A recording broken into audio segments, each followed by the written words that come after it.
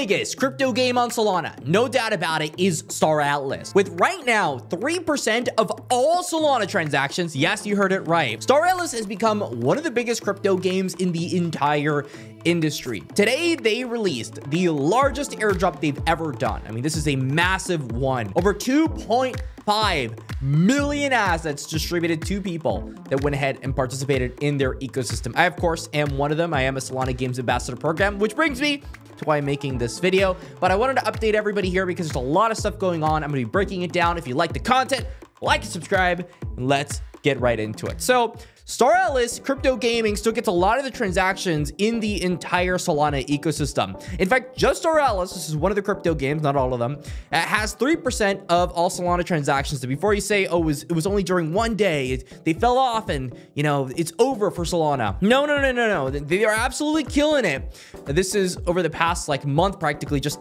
3% all across the board every single day, with about right now 3,000 daily active users every single day. For some crypto games, it's great.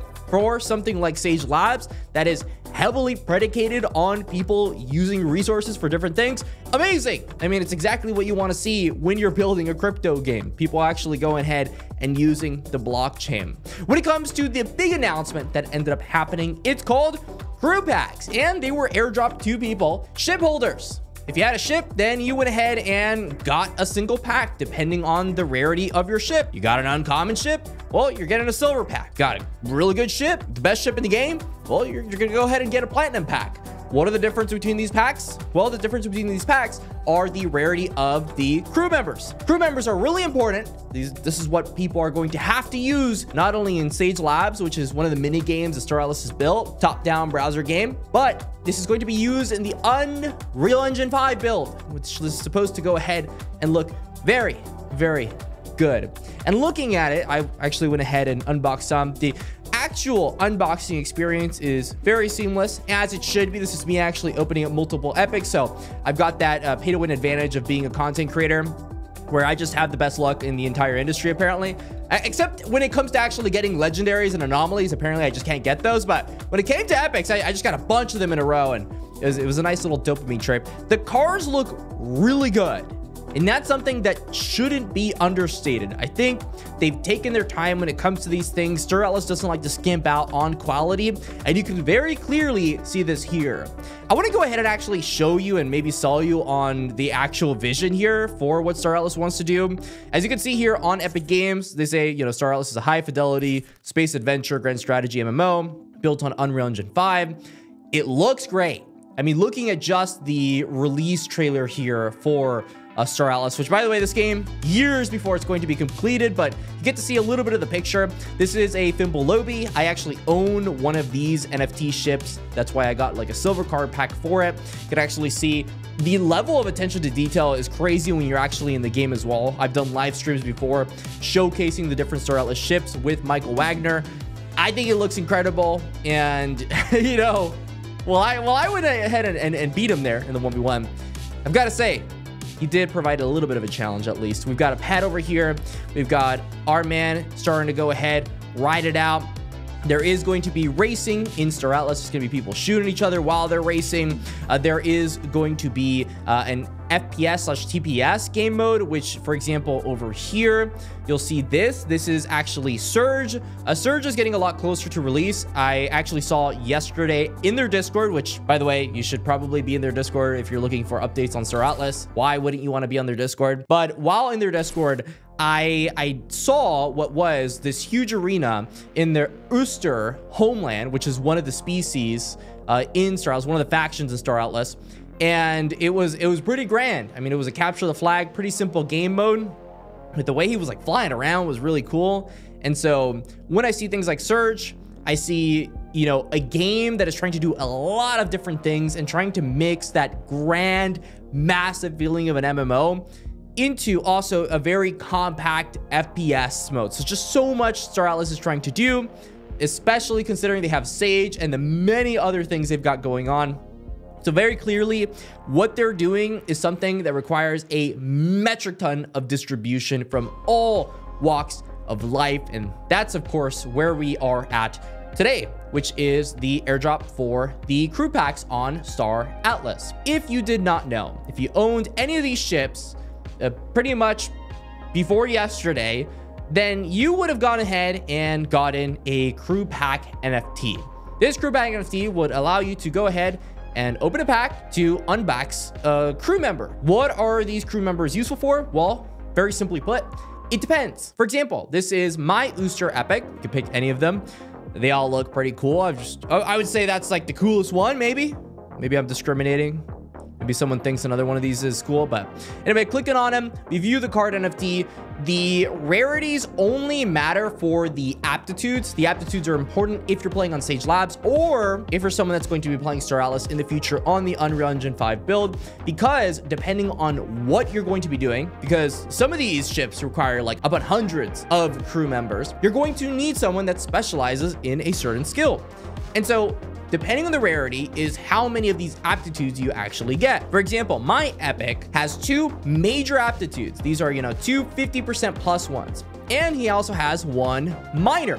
This minor one is plus 25%. It's not as big of a bonus. But in the event that I ever have to go ahead and do command quests or flight quests, I would want to go ahead and do this with someone that has these aptitude bonuses. You'd get more stuff out of them. And so this is why crew packs are so important. Open these crew packs, get the best ones, get the people that have the most synergies, and of course, have people specializing depending on what you want to do. Are you someone that wants someone to fly a lot? Which I hope so. You're on Star Atlas. This is kind of the breakdown on everything, you know, epic, legendary, anomaly. There's only 50 anomalies, which is the highest rarity in 7.5 million cards. There is going to be 50, just 50 anomalies. So if you get an anomaly, one can only assume that it's practically a one-of-one NFT. Of course, if you had the ships before, you didn't have to pay anything. But, you know, guess what? Anyone that goes ahead and wants to buy a Star Atlas ship moving forward is going to have to get crew packs. And so there's different rarities for different probabilities. I'm expecting a lot of people to want to get the platinum one, which is $50. It's just double the price of the silver one. That's $25. And that is because, you know, the anomaly rate is just a lot higher. There's just a much higher chance of actually picking up an anomaly versus picking up an anomaly on some of the lower rarity ones. So these big guilds, clans that are building on Star Atlas, shout out to Rome, they're going to want to go ahead and own these anomaly cards because it gives them the most advantage in the actual race for Star Atlas. And by the way, if you're going to be going ahead and buying anything in Star Atlas, I'm going to have the links in the description. Makes your life easier and helps me out. Let's go a little bit deeper into the actual timeline behind the crew packs. We had the snapshot, which happened August 8th. August 9th was the airdrop of these crew packs. Yesterday, we actually went ahead and opened, which I thought was pretty awesome, these crew packs, and that was great. And they also started the crew pack sales, so you're going to be able to go to the marketplace. And this is the part that I think a lot of people are looking forward to. August 20th is the crew support added in Sage Labs. You're going to be able to actually use these crew supports to give you these advantages. Very important. You're going to be able to use crew in Sage Labs to elevate crafting efforts. You're going to be able to do crafting better than ever.